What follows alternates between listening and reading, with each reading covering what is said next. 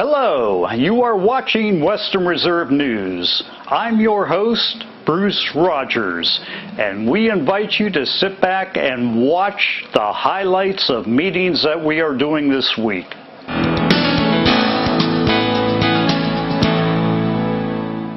This is the week of November 16th, 2015.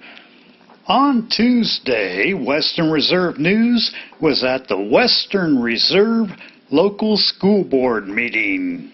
At the Western Reserve Local School Board meeting, the president of the Teachers Union, who is also teaching math, talked about PARCC testing.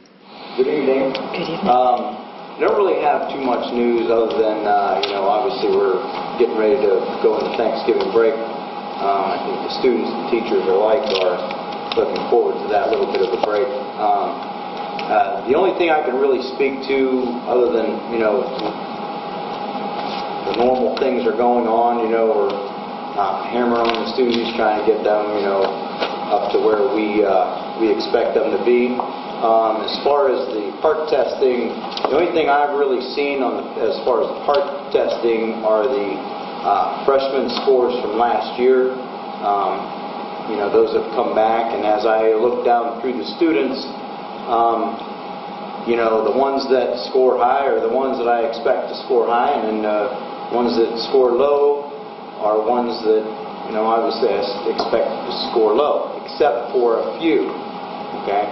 And pretty much this is where I think there are big time issues with all this testing. I have a student who scored way lower than other students who were less capable than he was. Okay, if that makes sense. I hope I said that. And pretty much, and I've had several of those types of students. And the one individual that it keeps rolling around in my mind, he should have scored way high. But because he went in there and decided to have an attitude of, this doesn't mean anything anyways, I don't really care, he scored way low. And unfortunately, as a teacher here, and as a school system, we take that stuff on the chin, okay? And that's why I'm not really for at least the types of testing, or style, or whatever you want to call it. Do I really know what the answer is? No. But the thing is it's a bit of a misnomer whenever it comes to these test scores representing what we actually do here. And, to say that, my blood doesn't start to boil about those things, I'd be lying to you if I said it didn't. I don't really have a solution, unfortunately, and as a math teacher, engineer, whatever title you'd like to put on me, I don't like not having a solution. But I think the current issues that are going on with all this testing, I'll be quite honest with you, it's a waste of time. That is something that we're forced to do, not by the administration here, but it's something that it's not the right solution. And I'll tell you, I have wasted more time proxying tests. That's valuable time that I could be teaching things that I know these students are going to use later on down the road in college and that. I am in contact with a lot of my former students because I ask them, each senior at the end of each year, I tell them to contact me and let me know, hey, when I was teaching you limits for, 8 weeks, is that something I should have been teaching for 8 weeks, in a calculus class? Or should I have been teaching it for 4 days and then move on to something else? And so I get this feedback from these students, and I find out what we're supposed to be preparing them for in college, okay? And the thing about it is that it's, I realize I jumped into, seniors, graduating seniors and that, but I know what we should be teaching them to move on to college. And the thing is when we're trying to teach to certain standards that are not going to, mean a hill of beans, in college, what are we supposed to be preparing them for? Are we supposed to be preparing them for college, or are we supposed to be preparing them for these standards that aren't going to mean anything when they get to college? So that's the dilemma. And I don't mean to sound sour or anything, but I will not. I will only speak what I know to be true, and that's the state that we're in. Weren't they on hold for? Didn't they hold the park test for a while? Weren't they? Well, they've reduced the amount of time. Right. They're still deliberating. They're still. If the student decides they don't want to do this, then there's nothing we can do. I can't. If they want to just not do anything on that test, they choose that. I thought we weren't doing the park test anymore. I'm sorry? I thought we weren't doing the park tests anymore. We are. Yeah, they've cut way back on the amount of testing, but they're still... And sadly, it could just be reflective of the day. Maybe they're just having a bad day, or, maybe... Well, maybe he was, sick or was up late that night. Maybe it wasn't even, And what happened last year with the state was they came out with, these aren't going to count. And then they are going to count. Then they aren't going to count. Well, then I thought that they were still on hold or something. And at the point we're taking them, they're saying, oh, these scores aren't really going to count. And then when we're taking them, oh, yeah, they are going to count. So... It's sad. I think that's something to be cognizant of as a staff, though, is that the comments that we make as administration and the staff within the classroom has a big impact ultimately on how these kids are viewing this. I can appreciate the frustration, but I think it's something you as a union president have a voice in getting all the teachers to realize that this is something that we all don't have control over.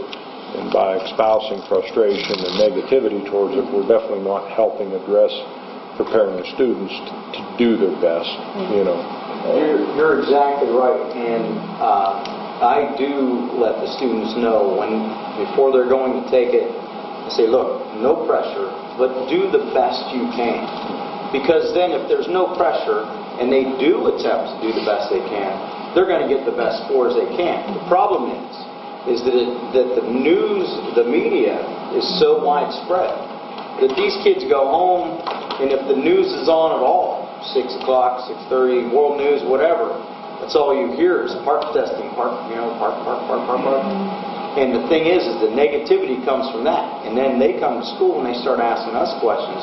What do you think about this park test? Well, I say, it's not really for my opinion, but what it is that we want you to do the best you can, and you help, us shine, as the Western Reserve Local School District.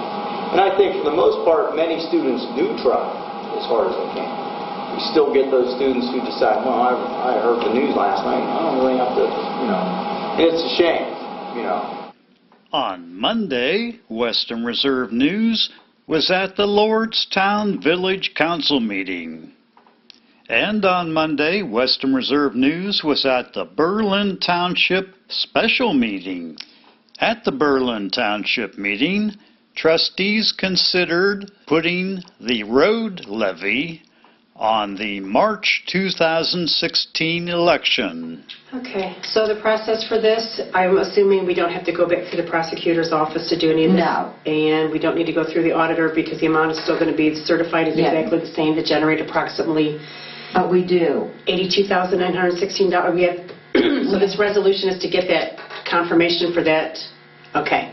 And the fact that we need the levy. Okay, so Yeah. it actually certifies that we're declaring necessity outside the 10 mil limitation and to confirm the amount that it would be generating based on the tax base. Right. Correct? Okay. From the county auditor. From the county auditor. Okay, so do you guys have anything you want to add to that? Well, I'll make the motion. Okay. I'll second it. And I will, when I send this in, tell her, please, we need this like yesterday. Okay. Because we're filing it for the March primary, which has to be done in December, so they don't push it Right. aside. Okay, so once they get that done, then what's probably going to happen is we're probably going to need a second special meeting Probably. to get that taken care of if we don't get it back in time for our December 7th meeting, or we Yeah. should do it anyway and have it back So we're ready to have everything ready to go. Well, December 7th is a Monday, right? Right. As long as we could do it And at that meeting. a week from that Wednesday, to have everything ready to Yeah. go to the Board of Yeah. Elections. Yeah. Okay. We'd be okay. Okay, so that's what we're looking at doing then. As long as they get it back to us by then. What's that? You made a motion, I seconded you. And I voted yes. Oh, did you? Okay.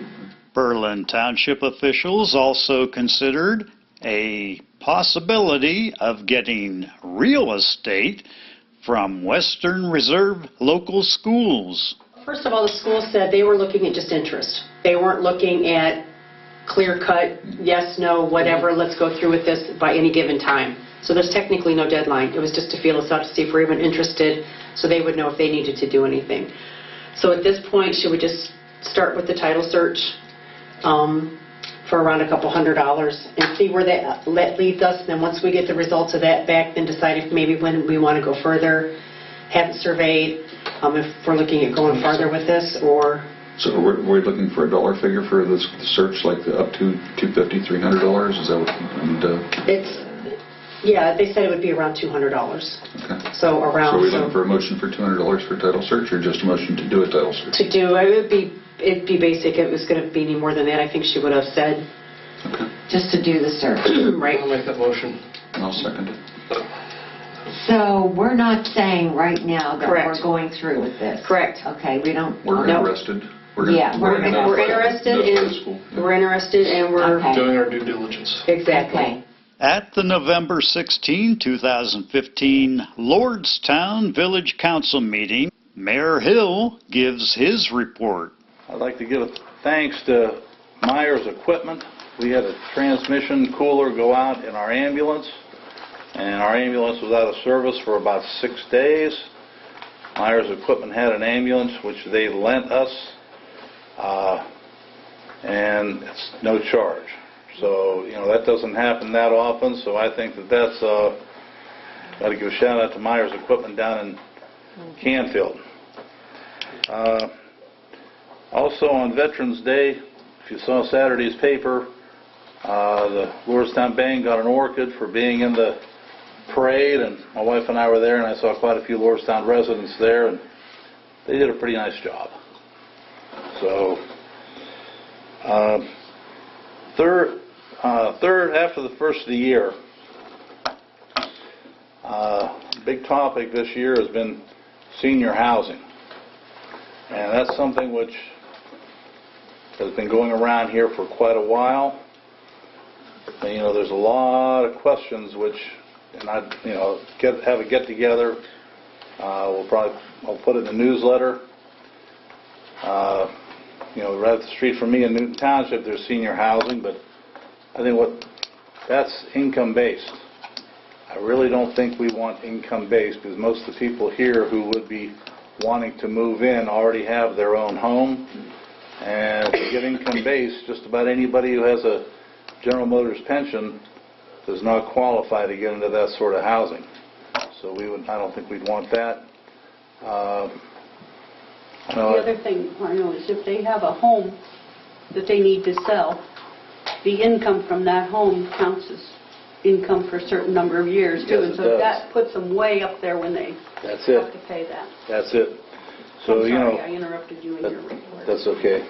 But there are a lot of variables, but this is one thing which a lot of people do not want to have to leave Lordstown, but a lot of people can't keep their houses up. Now, if you talk about senior housing, do you rent or do you buy? Do you income-based, or I think basically if we got income-based, we don't want that. That's just my opinion. How big? The bigger it is, the more it's going to cost you. One thing, talking to some of the senior citizens in the past, when they bought their houses, it was $30,000, and their payment was $200 or $300 a month. Well, now if you tell somebody they might have to pay $600, $700 a month for rent, they kind of gasp or gulp. Of course, then they're getting a little bit more than $30,000 out of their house too. So I guess inflation, if you take a look at it, there's a lot of variables. But a couple of the realtors who've been dealing in town I've been kind of looking because they saw during the campaign season that senior housing was a hot topic. Do you want independent living? Do you want independent where then all of a sudden somebody comes in and that way if something happens you can roll over into assisted living? Or do you want to go independent to assisted and then go into like a nursing facility? So, there are a lot of variables, Somewhere out there I think there's something which would fit us in Lordstown for senior housing, but that's one thing, which after the first of the year I'll get together, invite all the council, and maybe we can get one of the rooms up there at the school and we can sit and have a little roundtable discussion on that. And the last thing, I know there's been some talk about the senior van. I'm talking with Mr. Shealy. I know he said that the committee's decided that they would like to go with, I believe it's Trumbull Transit. We had a gentleman come make a proposal, but I think the majority of council would also like to look at replacing our van. I know a couple of people have gone down, looked. Coincidentally enough, Myers Equipment does have a van, but there will be money in the budget next year if council decides to take a look at a van. I know they have one down there now, which a couple of councilmen went and looked at.